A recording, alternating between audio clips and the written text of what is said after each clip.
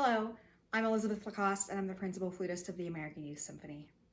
In today's video, I'll be discussing my favorite ways to practice the famously challenging excerpt from Prokofiev's Classical Symphony, the fourth movement, beginning at K. I hope you enjoy.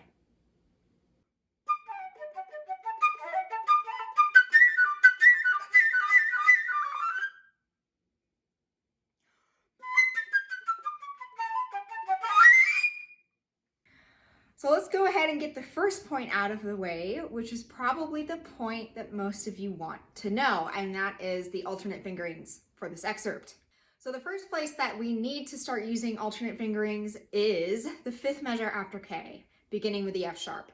So instead of regular F sharp, I like to overblow B natural. And then for that A natural, it'll be G natural in the left hand, and then first finger, ring finger.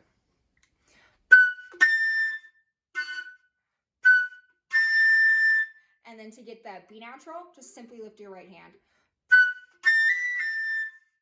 And then the F sharp again, the B natural. And then for the D, overblowing G natural. And I keep my right pinky off the whole time. Just makes it more fluid for me. So all together, slowly.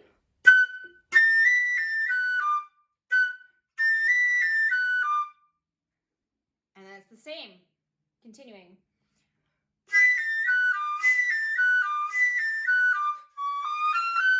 And then right there I switch to the real fingerings. So one before L, 2 beats before L, in the middle of the measure, starting on the C sharp, I switch back to the original fingerings. So, starting from back at 5 after K slowly.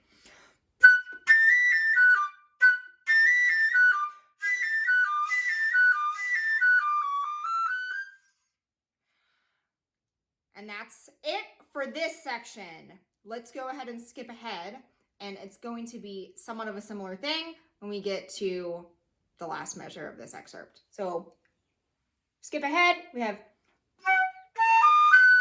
and off that F sharp, let's go ahead and overblow the B natural. And I switch to the real fingering on the A natural. So again, it's,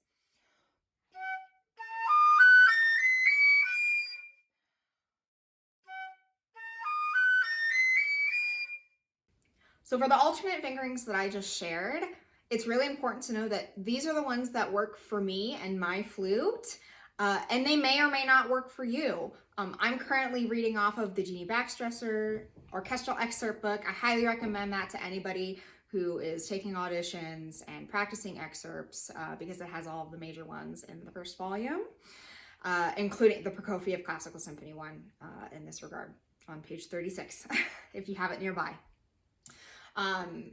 And Jeannie Baxtresser actually has recommended fingerings that she likes to use and generally work for most everybody.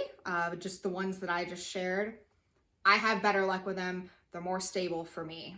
To recap, we need to make sure that we're practicing this and performing it with alternate fingerings.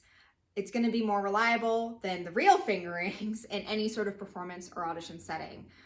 If you have time, practice it with the real fingerings so that you can get that beautiful tone quality and apply it when you're using the alternate fingerings. But ultimately, alternate fingerings are very important for this excerpt. So how do we approach practicing the tricky parts of this excerpt and just the excerpt in general to make sure that our fingers are solidified and that rhythm is extraordinarily accurate? I think that's one of the most challenging parts to this excerpt, is making sure that we're not compressing and rushing the eighth notes. Something that I like to do is I think of this in 1 rather than 2. It brings lightness to your phrasing, creates longer phrases, and it doesn't feel as chaotic as if you were thinking of it in 2. So I highly recommend playing it in 1. So I like practicing this in offbeats as well, still thinking of it in 1. So it would be and we have those offbeats, and it helps us kind of solidify our rhythmic integrity when we switch back to it being on the beat. So it sounds something like this.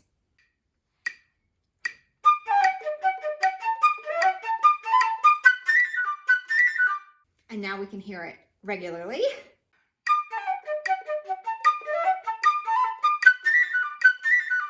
Another way that I like to practice the light quarter notes in this excerpt is to remove the tongue and simply do it with my air. It sounds something like this.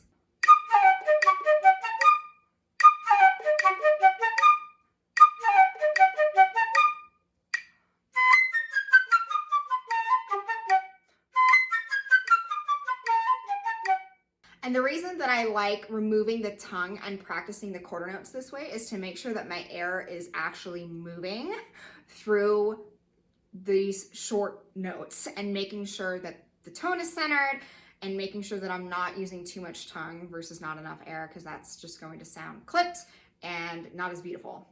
And for the final tricky bit of this excerpt in terms of technique and finger fluency is the very last one. And I could demonstrate all the many different ways that I have practiced this inside and out, all the different rhythms over and over and over again. And all I can tell you is make sure that you are consistently playing the tricky bits, whether it's this last run or any other tricky part in this excerpt. Make sure that you're playing it perfectly with good tone and even fingers, regardless of what rhythm you may be practicing it in or regardless of what tempo that you're practicing it in. Make sure that you play the same chunk 4 times in a row perfectly every time. Don't allow yourself to get away with any sort of bad habits, because especially in this excerpt and on that last run, if you start to form a bad habit, it's going to be excruciatingly tedious to fix the bad habit. So it's best, if you're just starting to learn this excerpt, take it slow, make sure you're playing it in a repetition perfectly 4 times in a row, because we want to be able to get that perfectly as many times as we can, right? Similar to how, baseball hitters, they want to practice getting home runs every time, right? We need to practice playing these tricky finger sections perfectly every time, so that when we're in an audition, we know we've done it 1,000 times in our practice sessions. So repetition is everything, but make sure that you're not on autopilot during the repetitions. And again, I can't emphasize enough, make sure that when you are practicing this, make it perfect every time. The very last tip that I have for you is make sure that you listen to recordings. Play this with a recording of your choice. Try to play with as many recordings as you can at many different tempi that you can, so that you get used to playing this at many different tempi, because you might prepare it at a certain tempo, but in the audition or even that first rehearsal for a preparation of a performance in the orchestra, it might be slower or faster than what you're accustomed to playing at. So we want to be able to be very flexible with this. And another tip that I have is, since this is the last video and this has to do with when you're preparing an audition, we need to make sure that all of our excerpts sound unique to the era and the composer that wrote it. It's the famous line, for example, there's no short notes in Brahms. Well, every composer has their own aesthetic, if you will. And if you can make your Prokofiev sound different than your Debussy, etc., etc., you're going to have a real edge in the audition. And because the people that are sitting behind the screen will be able to tell that you're aware of the subtle nuances that differentiate eras and composers. So that's something really important to keep in mind, because we want to be able to show panel, especially if you're taking a principal flute audition, you want to show them that you're extraordinarily versatile and you're well versed in composers' notation and nuances.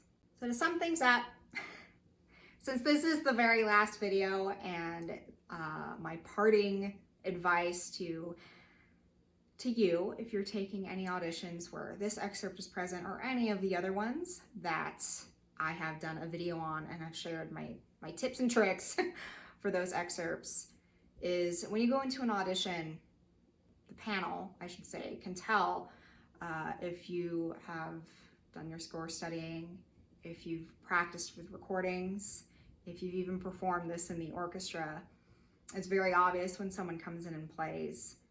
There's a confidence in the sound and an awareness that makes a big difference. But the next special step is making sure that every excerpt that you play is different from the previous one in relation to the composer and the era. It's extraordinarily important, and that was some advice that I received from a teacher of mine when I got this position, and I can't emphasize it enough how important that is. So I challenge you to make every excerpt that you perform for your next audition sound unique and beautiful, elegant, and respectful to the composer's wishes and the era in which it was composed. This concludes the end of the Flute Audition series. Thank you so much for tuning in. I hope these practice tips were helpful, and I wish you the best of luck in your preparation of this excerpt for any upcoming auditions or performances you may have.